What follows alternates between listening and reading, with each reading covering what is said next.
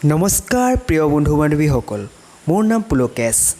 আপোনালোক সকলোকে পুনৰবাৰ স্বাগতম জনালোঁ মোৰ চেনেলত। আশা কৰোঁ সকলোৱে কুশলে আছে।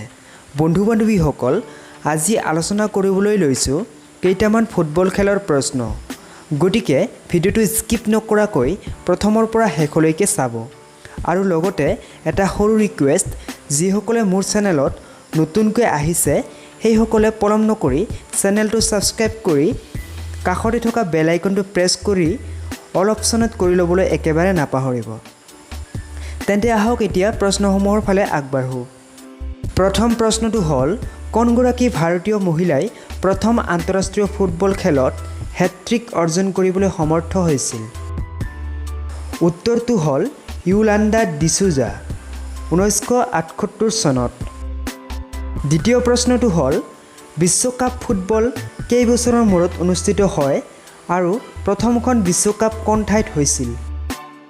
উত্তৰটো হ'ল 4 বছৰৰ মূৰত আৰু প্ৰথমখন বিশ্বকাপ উৰুগুৱেত 1930 চনত হৈছিল। তৃতীয় প্ৰশ্নটো হ'ল, প্ৰথম মহিলা বিশ্বকাপ ফুটবল কেতিয়া আৰু ক'ত অনুষ্ঠিত হৈছিল? উত্তৰটো হ'ল 1991 চনত চীনৰ গুৱাংঝৌত। চতুৰ্থ প্ৰশ্নটো হ'ল, 2006 চনৰ বিশ্বকাপ ফুটবলত চেম্পিয়ন হয় ইটালী আৰু ৰানাৰ্ছ আপ হৈছিল ফ্ৰান্স। তৃতীয় স্থান কোনে পাইছিল? উত্তৰটো হ'ল জাৰ্মানী।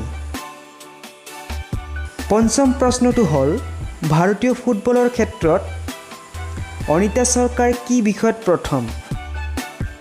উত্তৰটো হ'ল ভাৰতৰ পুৰুষ ফুটবল দল এটাৰ প্ৰথম মহিলা প্ৰশিক্ষক।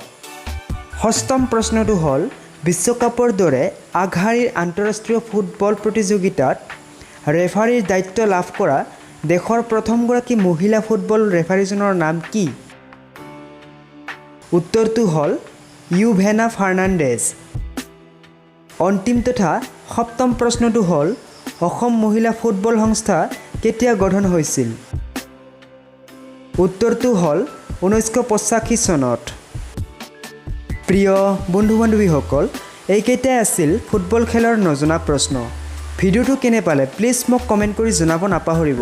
আৰু লগতে এই ধৰণৰ প্ৰশ্ন বা কিছুমান নজনা কথাৰ সৈতে চিনাকি হৈ থাকিবলৈ চেনেলটো ছাবস্ক্ৰাইব কৰি ৰাখিব।